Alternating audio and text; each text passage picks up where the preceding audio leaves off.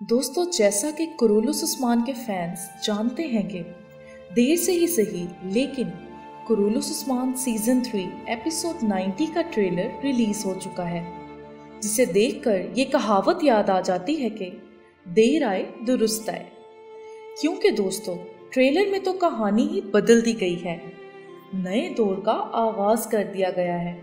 इसका मतलब ये है कि उस्मान बे के पुराने दुश्मनों की कहानी भी बस खत्म ही होने वाली है और नए दुश्मन आने वाले हैं। और जैसा कि हमने आपको अपनी पिछली वीडियो में ट्रेलर रिलीज ना होने की वजह से आगाह किया था, आखिर वो वजह सच निकली और अब बस कुछ ही एपिसोड्स बाकी हैं सीजन 3 के। दोस्तों, सबसे मजे की बात ट्रेलर में ये दिखाई गई है कि उस्मान बे के दोनों बेटे औरहान और अलाउद्दीन बड़े हो गए हैं, जिसका इंतजार मदाह बहुत वक्त से कर रहे थे। अब ये 1299 का वो दौर दिखाया जा रहा है जिसमें औरहान और अलाउद्दीन की उम्र तकरीबन 12 से 15 साल के बीच में थी और उन्होंने अपने बाबा यानी उस्मान बे के साथ फतुहात का सिलसिला शुरू कर दिया था।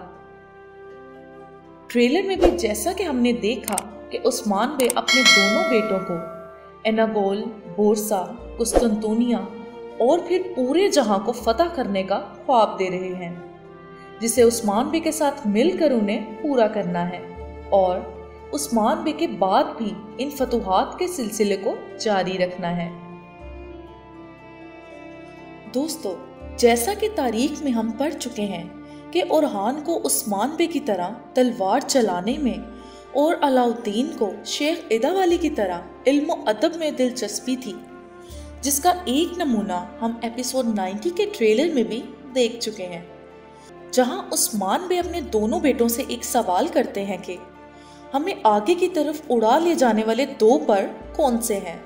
तो औरहान जवाब देता है कि एक पर निज़ाम आलम कायम करना, मतलब कि अल्लाह का निज़ाम कायम करना, और अलाउद्दीन जवाब देता है कि दूसरा पर अल्लाह के कलमे की सरबुलंदी है।